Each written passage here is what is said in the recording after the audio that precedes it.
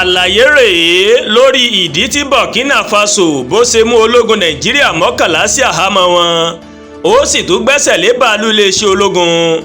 Orílẹ̀-èdè Burkina Faso mà ti mú àwọn ọmọ ogun 11 tí wọ́n jẹ́ ọmọ orílẹ̀-èdè wa Nàìjíríà tó sì tún gbẹ́sẹ̀ lé bàálù wọn lásìkò tí àwọn ológun náà tí wọ́n mà dúró lójijì nílùú Bobode Alozo tí ń ṣe olú-ìlú tó tóbi sí kejì nílẹ̀ Burkina Faso ó ní wọ́n ti gbé ìgbésẹ̀ náà.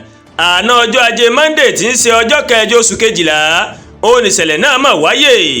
Bàálù ológun tó jẹ́ ti Nàìjíríà C-130 ó mà ló mà gbé ọmọ ogun 9 àti òṣìṣẹ́ bàálù 2.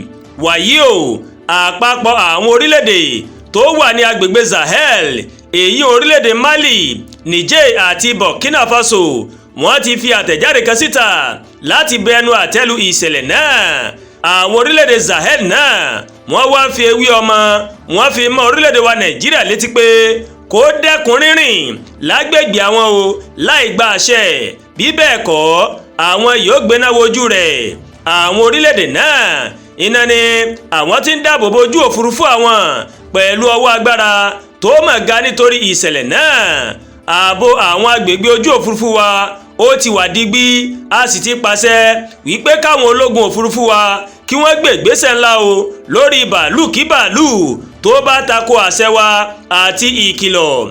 Mínísítà fétò àkóso agbègbè nílẹ̀ Burkina Faso Emile Zero òun ló sì sọ̀rọ̀ lórúkọ àwọn orílẹ̀-èdè Sahel náà lórí mọ̀máwòrán orílẹ̀-èdè náà. Emile má ṣàlàyé pé bàálù ológun Nàìjíríà ó mà ló mà balẹ̀ sí orílẹ̀-èdè Burkina Faso láì gba àṣẹ tí àwọn sì ti bẹ̀rẹ̀ ìwádìí lórí ìṣẹ̀lẹ̀ náà. Ìṣẹ̀lẹ̀ yìí ó mà ló mà wáyé o lẹ́yìn tí orílẹ̀-èdè wa Nàìjíríà tó fìdí rẹ̀ múlẹ̀ pé òun ti fi bàálù ológun òun ti fi ránṣẹ́ láti lọ pa iná ìdìtẹ̀gbàjọba tó mà wáyé ní ilẹ̀ olómìnira Benin ní ọjọ́ àìkú Sunday.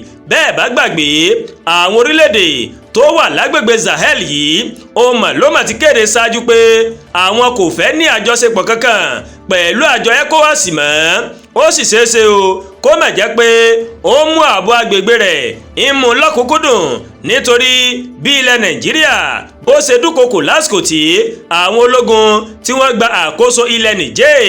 Àwọn orílẹ̀-èdè mẹ́tẹ̀ẹ̀ta tó wà ní agbègbè Sahel náà èyí ń Burkina Faso, Mali àti Niger òun ló wà lábẹ́ ìṣèjọba ológun tí wọ́n sì ń kérora nípa ààbò tó mẹ́ẹ̀ torí ìkọlù àwọn agbésùmọ̀mí.